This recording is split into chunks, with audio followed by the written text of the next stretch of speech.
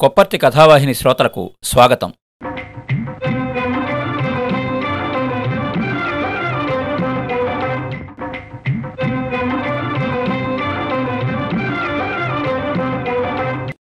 శ్రీరామాయణం.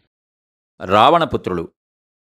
కుంభకర్ణుల్లాంటి సోదరుడు హతుడైన తరువాత నాకు ఈ రాజ్యం ఎందుకు, ఈ భోగాలు దేనికి, దీనంతటికీ కారణభూతురాలైన సీత ఎందుకు, ఇక నేను ప్రాణాలతో మిగలడమే వృథా, ఈ భూమికి భారం అని పరితపిస్తూ కుప్పకూలాడు రావణుడు. మరుక్షణం తెప్పరిల్లాడు. ఆవేదన, అహంకారం ఒక్కసారిగా మేల్కొన్నాయి. ముక్కుపుటాలు కొలిమితిత్తులవలే ఎగిసిపడ్డాయి. క్రోధాగ్ని జ్వాలలు కోరలు సాచాయి. నన్ను జీవచ్ఛవంగా మిగిల్చిన ఆ రాముణ్ణి నేలకూల్చే వరకు నా మనసుకు శాంతి లేదు. ఒకనాడు నా చేతులలో పరాభూతులై నా వైపు తేరిపార చూడడానికి సైతం భయపడే దేవగణాలు నన్ను చూసి నవ్వుతున్నట్టుగా ఉన్నది. ఈ పరిహాసాన్ని నేను భరించలేను. యుద్ధ పరిషత్తులో విభీషణుడు చెప్పిన మాటలలో కొంత సత్యం ఉన్నట్లుంది.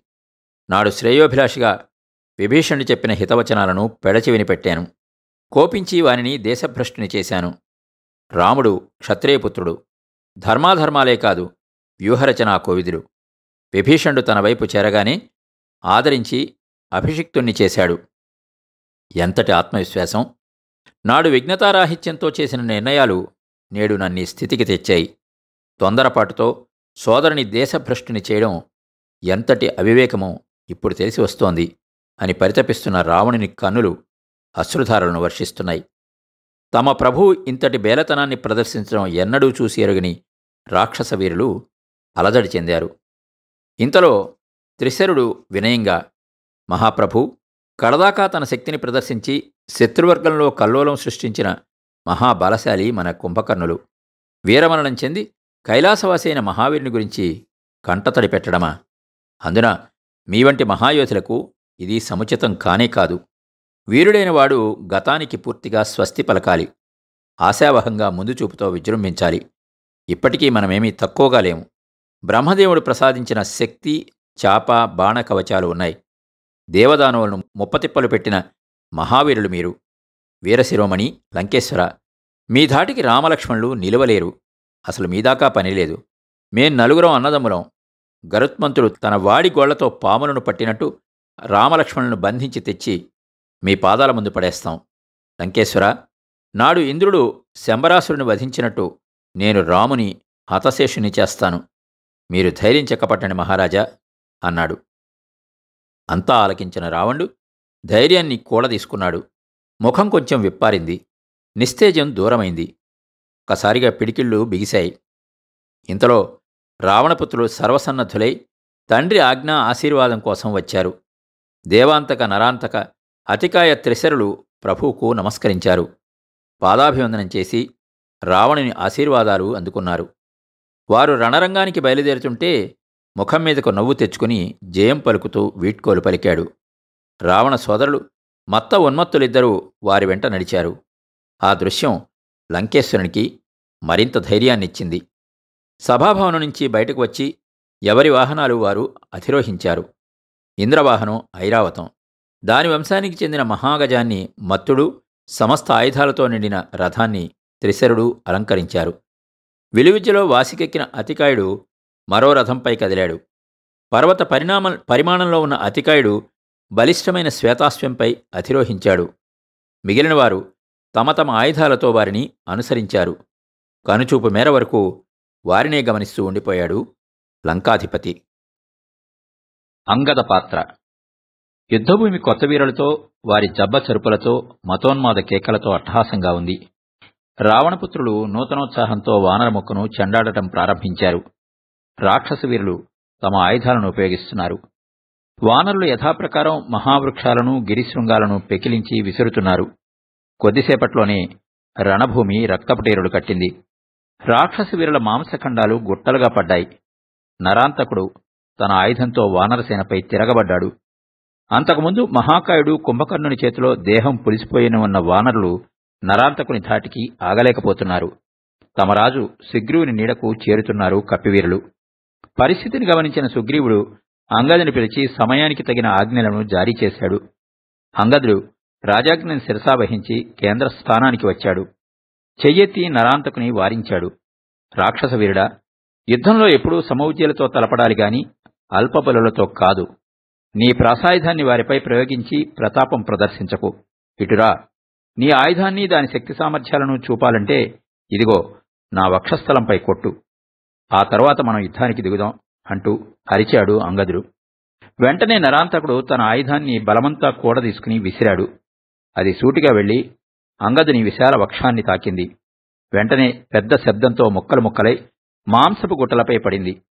ఆ దృశ్యాన్ని చూసి నరాంతకుడు నివ్వెరపోయాడు. వాని గుండె జారిపోయింది.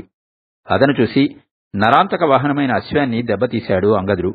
అంగదుని అరచేతి దెబ్బకు వాని గుర్రం తల వక్కలైంది. నరాంతకుడు పూర్తిగా సహనం కోల్పోయాడు. వాడిని రౌద్రం ఆవహించింది. వాడి లేని శక్తిని సైతం కూడదీసుకుని పిడికిలి బిగించి అంగదుని తలపై మోదాడు. 1000 పిడుగులు ఏకకాలంలో పడినట్లయింది. కళ్ళు ఒక్క క్షణం దృష్టిని కోల్పోయాయి. మెదడు పనిచేయడం మానేసింది. త్రుటి కాలంలో అంగదుడు తేరుకున్నాడు. నరాంతకుని వైపు ఒక పెద్ద అంగతో వెళ్లి ముష్టిఘాతంతో వాని గుండెని బద్దలు చేశాడు. ఆ దెబ్బకు రాక్షసయుధుడు కుప్పకూలాడు. ఆ దృశ్యం చూసిన వానరులు విజయధ్వానాలు చేశారు. నరాంతకుని అంతం చేసిన అంగదుని చూసి సుగ్రీవుడు గర్వంగా తలపంకించాడు. రామచంద్రుడు వాత్సల్యపూర్వకంగా అభినందించాడు. హనుమంతుని ముఖం జ్యోతిలా వెలిగింది. నరాంతకుడి మరణంతో మత్తుడు కోపోద్రిక్తుడై గంధగజంపై అంగదునితో తలపడ్డాడు. మరోవైపు నుంచి త్రిశరుడు, ఇంకో దిశ నుంచి దేవాంతకుడు అంగదుని చుట్టుముట్టారు. అంగదుడు 10 నిలువుల తాడి చెట్టును పెకిలించి విసిరాడు. రాక్షసయోధులు బాణాలతో దానిని తుత్తునీలు చేశారు. అంగదుడు అలుపులేక గండశిలను వైరిగణంపై కురిపిస్తున్నాడు. రాక్షసులు రాళ్లవర్షానికి నిలవలేకపోతున్నారు. మత్తుడు ధైర్యంగా ముందుకు వచ్చి తన పరిఘాయుధంతో అంగదుని గుండెపై పొడిచాడు. చెక్కు చెదరిన అంగదుడు మత్తుని వాహనమైన గంధగజంపై లంఘించాడు. దాని కుంభస్థలాన్ని ధ్వంసం చేశాడు. దాని దంతాన్ని పెకిలించి దానితో దేహాంతకుని దేహానికి తూట్లు పొడిచాడు. అయినా డస్సిపోని దేవాంతకుడు అంగదునిపై తిరుగుదాడి చేసి కూలగొట్టాడు. అది చూసిన హనుమంతుడు దేవాంతకునికి అడ్డు నిలిచాడు. కపివీరుడు నీలుడు త్రిశరుని ఎదుర్కొన్నాడు. హనుమంతుని చేతి దెబ్బకు దేవాంతకునికి కళ్ళు లొట్టపోయాయి. శిరస్సు ముక్కలైంది. నాలుక నిర్జీవమై నేలపడింది. నీలుడు విసిన గిరిశిఖరం తగిలి మత్తుడు మాంసపు ముద్దగా నేలకి విరిగాడు. అతికాయుడు. నరవానర భల్లూక వీరులు ఒకవైపు, రాక్షసయోధులు మరొకవైపు ఉండగా సముద్రుని సాక్షిగా భీకర పోరు సాగుతోంది. లంకారాజ్యంలో మహాబలురుగా వాసికెక్కి దేవగణాలను గెలిచి నిలిచిన వారు ఎందరో యుద్ధభూమిలో మాంసపు రొచ్చుగా మారిపోయారు. మత్తుని దీర్ఘకాయం మాంసపు ముద్దగా మారింది. త్రిశిరుడు తన ధనస్సుతో హనుమంతుని వేధించి బాధిస్తున్నాడు. క్రోధంతో హనుమ విసిరిన గిరిశిఖరం త్రిశిర శరానికి నుగ్గునుగైంది.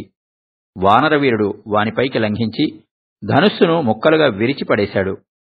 త్రిశిరుడు హతాశుడు కాగా తేరుకునే లోపునే హనుమంతుడు తన అరచేతిని విస్తరించి వాని నుదిటిపై మోదాడు. ఆ దెబ్బకు వాని మెదడు గతి తప్పింది. రాక్షసవీరుని ఖడ్గాన్ని చేబూని త్రిశిరుని 3 తలలను వేటుకొకటి నరికాడు. మొండెమై నేలవాలిన త్రిశిరుని చూసి రామపక్షం హర్షధ్వానాలు చేస్తూ గెంతులు వేసింది. హనుమంతుని కీర్తిస్తూ చిందులు వేసింది. ఉన్మత్తుడు వృషభుని పిడికిలిపోటుకి కుప్పకూలాడు. అంగదుని చేతిలో ఉన్మత్తుడు తుదిశ్వాస వదిలాడు. అక్కడకు ఒక ఘట్టం ముగిసింది. నశించిపోతున్న రాక్షసగణాన్ని చూస్తున్న అతికాయునికి పూనకం వచ్చింది. ఆవేశంతో ఊగిపోయాడు. అతని నవరత్న కిరీటపు మెరుపులు మిరిమిట్లు గొలుపుతున్నాయి. మణికొండలాలు మెరుస్తున్నాయి. నిప్పు కణికలలాగా ఉన్న కనులను విప్పార్చి ముందుకు వస్తున్న మహాకృతిని చూసి వానరసేన భయభ్రాంతమైంది. కుంభకర్ణుడు మళ్లీ ప్రాణం పోసుకుని లేచి వస్తున్నాడని భావించారు. సహస్ర సూర్యప్రభలతో కదిలివస్తున్న అతికాయుని రథాన్ని దాని ధాటిని తట్టుకోలేక వానరముఖ కకావికలైంది. రాముని అండకు చేరారు.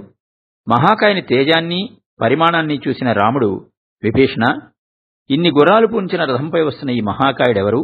రథంలో సమస్త ఆయుధాలు ఉన్నాయి. ఆ వీరుని ముఖంలో తేజస్సు ఉట్టిపడుతోంది. ఎవరా రాక్షసవీరుడు అని అడిగాడు. వెంటనే విభీషణుడు ఒక అడుగు దగ్గరకు వేసి, రామభద్ర, వీనిని అతికాయుడని వ్యవహరిస్తారు. నా సోదరుడు రావణుని కుమారుడే. ధాన్యమాలికి కలిగిన పుత్రుడు. సర్వవిద్యా కోవిదుడు. రణతంత్రంలో రావణునికి సరితూగగలవాడు.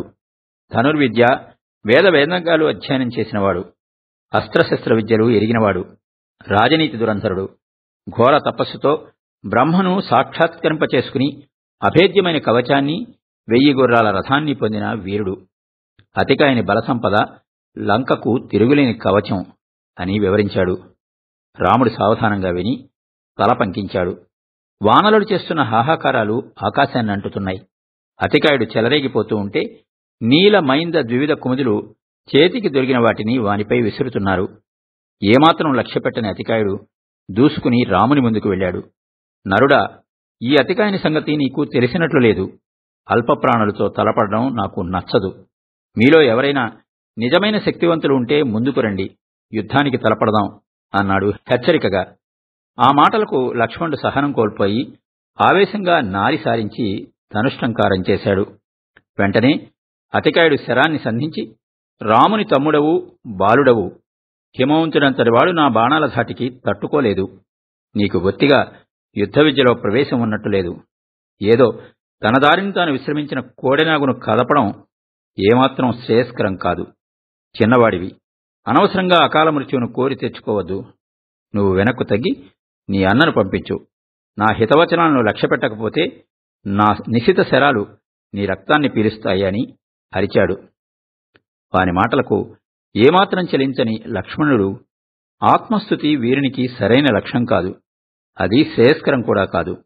నీ గొప్పతనాన్ని నువ్వే చెప్పుకోవడం హాస్యాస్పదంగా ఉంది. వీరునికి చేతలేగాని మాటలు అలంకారం కాబు. నేను బాలుడిని కావచ్చు, కాని నీ పాలిటి మృత్యువును అంటూ బదులు పలికాడు. లక్ష్మణ విజయం. లక్ష్మణుని వీరవాక్కులకు అతికాయుడు ఆవేశపడ్డాడు. వెంటనే శరసంధానం చేసి విడిచాడు. లక్ష్మణుని ప్రతి ప్రయోగ శరము దారిలోనే రాక్షసుని బాణాన్ని అణిచివేసింది. అతికాయుడు వ్యవధి లేకుండా విడుస్తున్న నిశిత శరాలు లక్ష్మణుని దెబ్బకు నిస్తేజంగా నేలకు రాలుతున్నాయి. తరువాత రామానుజుడు సారించి విడిచిన శరం అతికాయుని నుదుటిని తాకింది. నాడు త్రిపురాసుర సంహార వేళ మహారుద్రుడికి వింధ్యపర్వతం విల్లుగా, ఆదిశేషుడు వింటినారిగా అమరగా సాక్షాత్తు నారాయణుడే శరమైనాడు. ఆ మహాద్భుత శరానికి త్రిపురాసురుడు దెబ్బతిని గజగజలాడిన విధంగా అతికాయుడు కంపించాడు. లక్ష్మణుడు తన వక్షస్థలంపై నాటుకున్న అమ్ముని లాగి పక్కన పడేశాడు. ఇక ఉపేక్షించరాదని లక్ష్మణుడు అతికాయునిపై ఆగ్నేయాస్త్రం ప్రయోగించాడు. గగనతలంపై అస్త్ర విన్యాసం చాలాసేపు సాగింది. చూపరులను అది భయభ్రాంతులను చేసింది. కొద్దిసేపటికి 2 అస్త్రాలు శక్తిహీనమై నేలరాలాయి. లక్ష్మణుడు అతికాయుడి అస్త్రాలు ప్రత్యస్త్రాలు సంధిస్తూ భీషణపోరు సాగించారు. అతికాయుని కాపాడుతున్న లోహ కవచాన్ని ఛేదించడానికి లక్ష్మణుడు తగిన విధంగా శరాలను సంధిస్తున్నాడు. ఆ ప్రయత్నంలోనే ఉన్న లక్ష్మణుని అతికాయుడు మూర్ఛిల్ల చేశాడు. క్షణకాలంలో తేరుకుని శత్రువు రథాశ్వాలను కూల్చాడు. అయినా అతికాయుడు ఏమాత్రం వెనుకంజ వేయలేదు. లక్ష్మణునికి ఓర్పు నశిస్తోంది. అసహనంగా కనిపిస్తున్నాడు. పరిస్థితిని పసిగట్టిన వాయుదేవుడు లక్ష్మణుని చెవిలో ఒక సూచన చేశాడు. దశరథనందన, వీరంతా వీర సంపన్నులు, సామాన్యులుగా భావించకు. అతికాయుని అంతు చూడాలంటే బ్రహ్మాస్త్రం ఒక్కటే శరణ్యం అని ఊదాడు. సకాలంలో సూచన ద్వారా సాయం చేసిన వాయువుకి కృతజ్ఞతలు తెలిపాడు లక్ష్మణుడు. బ్రహ్మాస్త్ర ప్రయోగానికి మనసుని సమాయత్తం చేసుకుని బ్రహ్మాస్త్రం వేగానికి గ్రహమండలమంతా చలించసాగింది. భూమి కంపించింది. చంద్ర సూర్యాది గ్రహాలు కక్ష్యలు తప్పకుండా జాగ్రత్త పడ్డాయి. దశదిశలు దద్దరిల్లుతుండగా సౌమిత్రి మంత్రించిన బ్రహ్మాస్త్రం బయలుదేరింది. శత్రువుపైకి దూసుకువెళుతోంది. అతికాయుడు తన సర్వశక్తులు ఒడ్డి ఎన్నో అస్త్రాలను ఎదురుపంపాడు. కాని బ్రహ్మాస్త్రం ధాటికి ఏదీ తట్టుకోలేకపోతోంది. అగ్నిలో పడిన శలభాల వలె బుగ్గి అవుతున్నాయి. సమస్త అవరోధాలను అధిగమించి బ్రహ్మాస్త్రం అతికాయుని మీదకు దూసుకువెళుతుంటే వానరవీరులు ఆనందోత్సాహాలతో గెంతులు పెడుతున్నారు. వారి హర్షధ్వానాలు మిన్నుముట్టాయి. రాక్షస వీరులు అసహాయంగా ఆర్తనాదాలు చేస్తున్న అతికాయుణ్ణి చూసి ధైర్యాన్ని కోల్పోయారు. దీనవదనాలతో నిలబడిపోయారు. అతికాయుని శిరస్సుని బ్రహ్మాస్త్రం తురిమి దూరంగా పడవేసింది. తన పని పూర్తయినట్టు ఆ మహాస్త్రం శాంతించింది. ఆ రాక్షసుని శిరస్సు నేలపై పడగానే లంకానగరం కంపించింది. లక్ష్మణుడు అభినందించవచ్చిన అన్న పాదాలకు నమస్కరించి ఆశీస్సులు అందుకున్నాడు. హనుమదాది కపివీరులు మహదానంద భరితులై రామానుజుని తమ బాహువులపై ఎత్తుకుని ఊరేగించారు. రణరంగంలో పరిస్థితి ఇలా ఉండగా లంకలో రావణుని గుండె గుభిల్లుమన్నది. దేవదానవ గణాలను వణికించిన రాక్షస యోధులు చాలా వరకు హతులయ్యారు. తలుచుకుందామంటే తన నగరంలో జీవించి ఉన్న వీరుడు జ్ఞప్తికి కూడా రావడం లేదు. మరణించిన మహావీరుడు కూలిపోయిన పెట్టని గోడలు రావణుని కళ్ల ముందు కదలాడి ఖిన్నుడైనాడు. కర్తవ్యం బోధపడక అయోమయంలో పడ్డాడు. ఆ సమయంలో ఇంద్రజిత్తు పరుగున వచ్చి లంకేశ్వరునికి నమస్కరించి, ప్రభూ, విచారించకండి, ఇంకా నేను జీవించే ఉన్నాను. మీరు ధైర్యంగా ఉండండి. మీ ఆజ్ఞ కోసం ఎదురుచూస్తున్నాను. మీ అంగీకారమైతే రణరంగంలో వీరవిహారం చేసి శత్రుశేషం లేకుండా చేసి మరలా మీ దర్శనం చేసుకుంటాను అన్నాడు. మిగతా భాగం రేపు విందాం. మీ కొప్పర్తి రాంబాబు, విశ్రాంతి ఉద్యోగి, ఇండియన్ బ్యాంక్, విజయవాడ.